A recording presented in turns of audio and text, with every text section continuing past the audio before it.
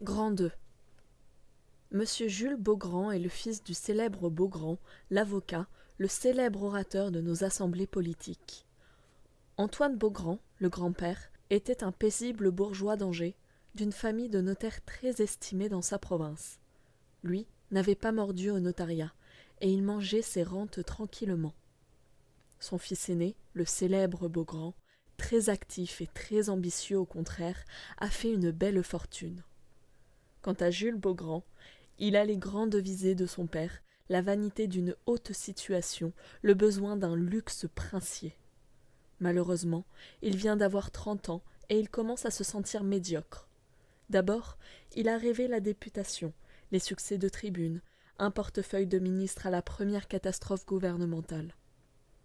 Mais, dans la parlotte de jeunes avocats où il s'est essayé à l'éloquence, il s'est découvert un bredouillement de langue intolérable, une paresse d'idées et de mots qui lui interdisent absolument les triomphes politiques. Il a ensuite un moment hésité, en réfléchissant qu'il devrait peut-être entrer dans l'industrie. Les études spéciales lui ont fait peur. Et, en fin de compte, il s'est décidé tout simplement pour une étude d'avoué. Son père, qui était très embarrassé de sa personne, lui a acheté fort cher une des meilleures études, dont le dernier titulaire a gagné une couple de millions. Depuis 6 mois, Jules est donc avoué. L'étude est installée dans un appartement sombre de la rue Sainte-Anne. Mais il habite un hôtel de la rue d'Amsterdam, passe des soirées dans le monde, collectionne des tableaux, affecte d'être avoué le moins possible. Cependant, il trouve la fortune lente. Il manque, autour de lui, un élargissement de luxe, un dîner chaque semaine, par exemple, offert à des personnes considérables, ou encore son salon ouvert le mardi soir, réunissant les amis politiques de son père. Même, il se persuade d'un train plus grand, des réceptions, 5 chevaux dans son écurie, enfin, un agrandissement de toute sa maison serait une chose excellente qui doublerait sa clientèle. « Marie-toi, lui dit son père, auquel il demande conseil. Une femme mettra chez toi du bruit, de l'éclat. Prends-la riche, parce qu'une femme dans ces conditions coûte très cher. Tiens, mademoiselle Desvignes, la fille d'un manufacturier, elle a 1 million de dot. C'est ton affaire. Jules ne se presse pas, mûrit l'idée. Sans doute un mariage assoirait sa position, mais c'est une affaire grave qu'il ne faut pas conclure à la légère. Il pèse donc les fortunes autour de lui. Son père, avec son coup d'œil supérieur, avait raison. C'est encore mademoiselle Marguerite Desvignes qui est le parti le plus solide. Alors, il prend des renseignements précis sur la prospérité de l'usine Desvignes. Il fait même causer habilement le notaire de la famille. Le père donne, en effet, 1 million. Peut-être irait-il jusqu'à 1200 000 francs. Si le père donne 1200 000 francs, Jules est décidé. Il épouse. Pendant près de 3 mois, l'opération est savamment menée. Le célèbre Beaugrand joue un rôle décisif. C'est lui qui rentre en relation avec Desvignes, un de ses anciens collègues à la Constituante, et qui, peu à peu, l'éblouit, le pousse à offrir sa fille avec les 1200 000 francs. « Je le tiens !» dit-il en riant à Jules. « Maintenant, tu peux faire ta cour. » Jules a connu autrefois Marguerite, quand elle était enfant. Les 2 familles passaient l'été à la campagne, du côté de Fontainebleau et voisinaient. Marguerite a déjà 25 ans. Mais bon Dieu, qu'il la trouve enlaidie lorsqu'il la revoit. Elle n'a jamais été belle, sans doute. Elle était autrefois noire comme une jeune taupe. Seulement, elle est devenue presque bossue et elle a un œil plus grand que l'autre. Au demeurant, la plus aimable fille du monde, très spirituelle, dit-on, et d'une exigence extraordinaire sur les qualités qu'elle exige d'un homme. Elle a refusé les plus beaux partis, ce qui explique comment elle est restée fille si tard avec son million. Lorsque Jules la quitte, après la première rencontre, il la déclare tout à fait bien. Elle s'habille à ravir, parle de tout avec un aplomb superbe, paraît femme à tenir supérieurement un salon, en parisienne à qui sa laideur donne, simplement, une pointe d'originalité.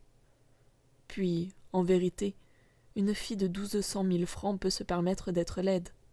Les choses sont, dès lors, conduites fort rondement. Les fiancés ne sont pas joints à s'attarder aux bagatelles de la porte. L'un et l'autre savent parfaitement quel marché ils concluent. D'un sourire, ils se sont compris. Marguerite a été élevée dans un pensionnat aristocratique.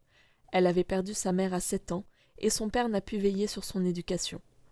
Elle est donc restée en pension jusqu'à 17 ans, apprenant tout ce qu'une jeune fille riche ne peut ignorer, la musique, la danse, les belles manières, même un peu de grammaire, d'histoire et d'arithmétique. Mais son éducation s'est faite surtout en compagnie de ses camarades, des petites personnes venues de tous les beaux quartiers de Paris. Dans ce monde étroit, qui était l'image en raccourci du vaste monde, entre les 4 murs du jardin où elle a grandi, elle a su, dès 14 ans, les douceurs de la fortune, l'esprit pratique du siècle, la puissance de la femme, tout ce qui fait notre civilisation avancée. Si elle hésite sur une question d'économie domestique, elle distingue d'un coup d'œil tous les points de dentelle imaginables, parle des modes en grande couturière, connaît les actrices par leurs petits noms, parie aux courses et juge les chevaux avec des mots techniques.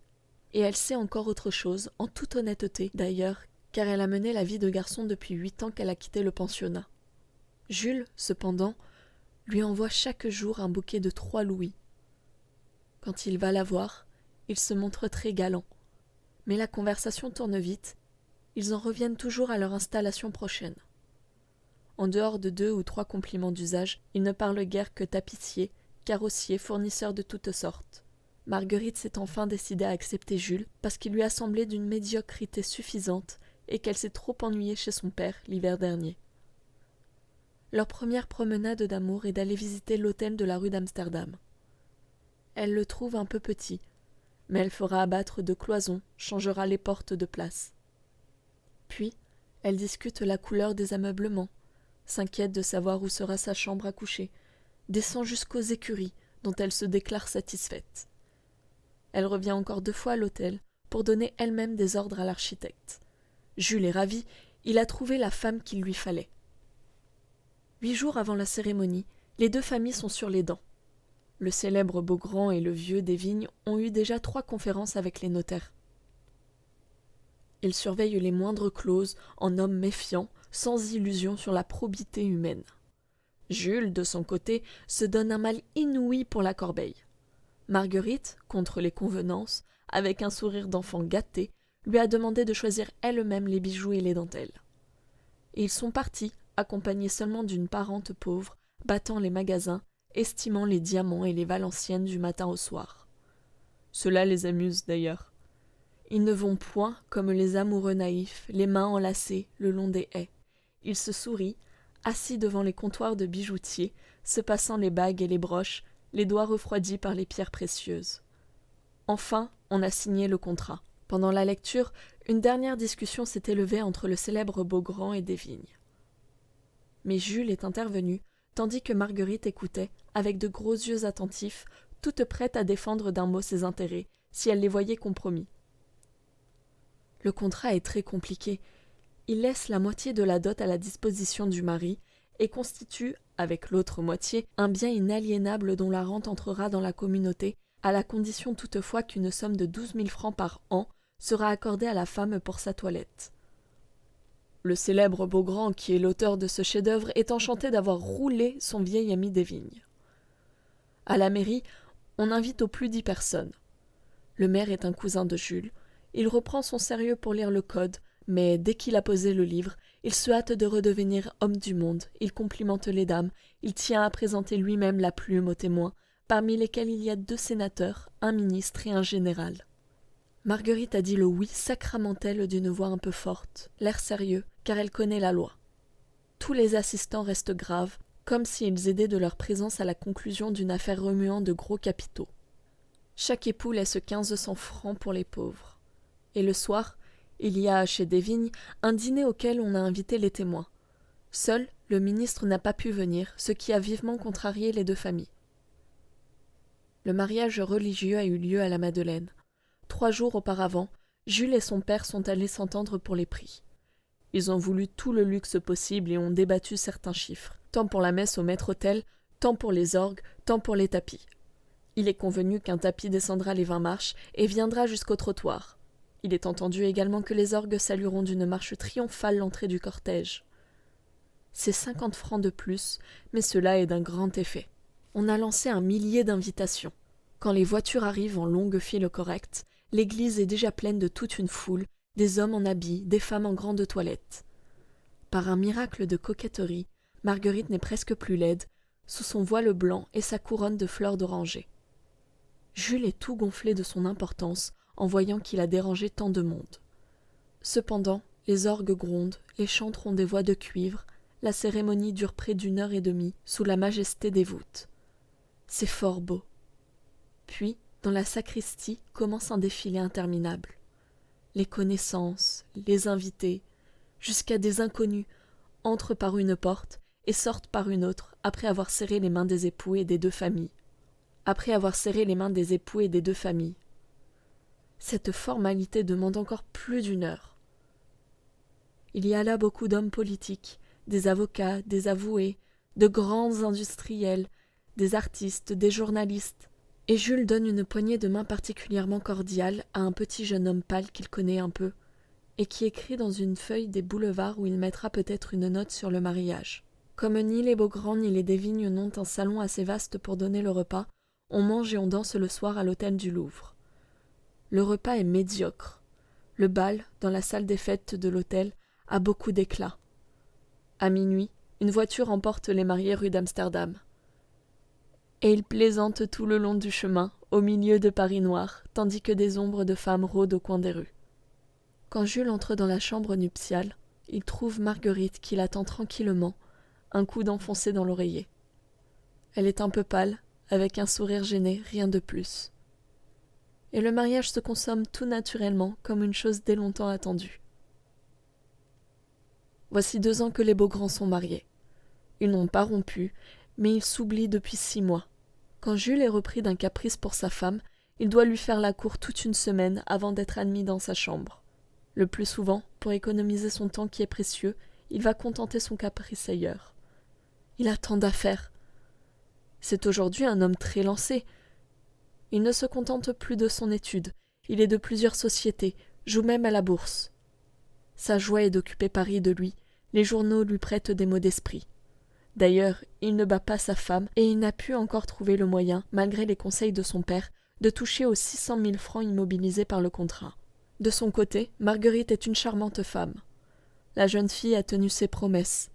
Elle a fait de l'hôtel de la rue d'Amsterdam un rendez-vous de luxe et de fête. Toute la prodigalité folle de Paris, les toilettes de 1000 écus gâchées en une soirée. Les billets de banque tordus pour allumer les bougies mettent là un éclat de richesse extraordinaire. Du matin au soir, les équipages roulent sous la voûte, et certaines nuits, le quartier jusqu'à l'aube entend une musique lointaine berçant des rires adoucis de danseuses. Marguerite est toute resplendissante de sa laideur. Elle s'est arrangée pour être plus désirable qu'une jolie femme. Elle est mieux que belle, elle est pire, ainsi qu'elle le dit elle-même en riant. Les 1200 000 francs de sa dot flambent comme un feu de paille. Elle ruinerait son mari avant 1 an si elle n'était pas d'une intelligence rare. On sait qu'elle dispose seulement de 1000 francs par mois pour sa toilette. Mais personne n'a le mauvais goût de s'étonner en lui voyant dépenser en 1 mois ce qu'elle touche pour une année. Jules est enchanté, aucune femme n'aurait tenu sa maison sur un pied pareil, et il lui est sincèrement reconnaissant de tout ce qu'elle fait dans le but d'élargir le cercle de leurs relations. En ce moment, Marguerite se montre filiale pour un des sénateurs qui lui ont servi de témoin. Elle se laisse baiser les épaules, derrière les portes, et se fait offrir des titres de rente dans des boîtes de pastilles.